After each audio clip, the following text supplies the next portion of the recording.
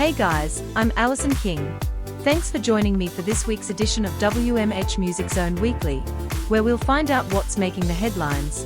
So grab a cuppa and kick back in your favorite chair, while I take you through the very latest in music news both here in Australia and all over the globe. First up here in Australia, a 19-year-old dance music producer named Kayla has announced plans to organise a warehouse party, aka rave, to be held at one of our most iconic Australian venues, Bunnings Warehouse. Interestingly enough, Bunnings have signalled that they would be up for such an event if organised properly. In other news, Sydney's iconic Salinas have announced that it is about to close its doors, in what's been reported to be a huge blow to Sydney's live music scene.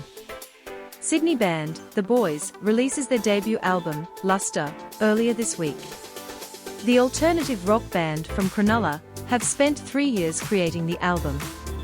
The Australian music industry, who has been increasingly ignored by commercial radio of late, are currently awaiting the federal government's decision on artists earning royalties. New legislation is being tabled before the federal parliament to change the caps on revenue paid by radio stations in Australia to recording artists for broadcasting their music. The government's final decision is still pending. Australian singer, songwriter and current vocalist of the year, Danny Stefanetti, is tipped to go even better this year, nominated in 4 categories at this year's Josie Independent Music Awards in the United States. The award-winning artist is also excited about being in the hugely anticipated, brand-new music video by the legendary American band The Oak Ridge Boys. Elvira is the band's signature song, which they've made very famous throughout the years, and the video is set to be released on the 31st of this month. Already with a huge list of achievements both here in Australia and now in the US, Australia's favourite girl is really starting to make big waves around the world. Our music team caught up with Danny earlier this week to ask how she's feeling about the upcoming music video release.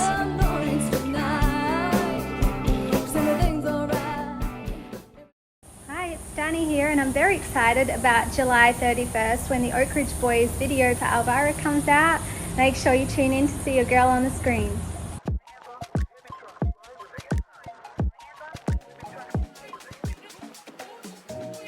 Meanwhile, in mainstream music this week, Tomorrowland was the hottest place to be in Belgium, with the first weekend of the Mega Dance Festival wrapping up last Sunday, with its second huge weekend set to kick back off again this coming Friday, the 26th. The first weekend of Tomorrowland 2024 managed to attract 200,000 festival-goers from around the world onto a 9,000-acre ground, with hundreds of DJs playing across 16 stages. Celine Dion is rumoured to be making her much-awaited comeback performance at the 2024 Paris Olympics opening ceremony on Friday. However, there was still no official confirmation regarding her potential performance at the time of creating this video.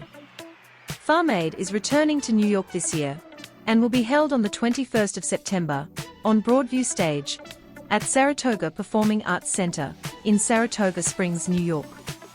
This year's lineup features performances from Farm Aid board members, Willie Nelson, Neil Young, John Mellencamp, and Dave Matthews. Also on the bill are Mavis Staples, Nathaniel Ratliff, and the Night Sweats, Lucas Nelson with the Travelin' McCourys, Charlie Crockett, Joy Oladikin, Southern Avenue, Cassandra Lewis, and Jesse Wells. Additional artists are yet to be announced. Hey, don't forget guys, if you're enjoying this, please consider tapping our subscribe button at the end of this video.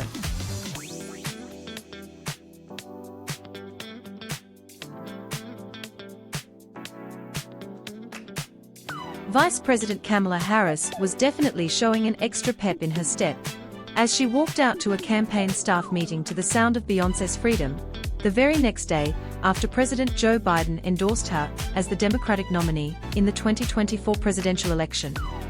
And around the same time, Cardi B reminds fans that she wanted Kamala to run for president long before Joe Biden dropped out. Okay, now let's take a quick look at the Australian Top 20 this week.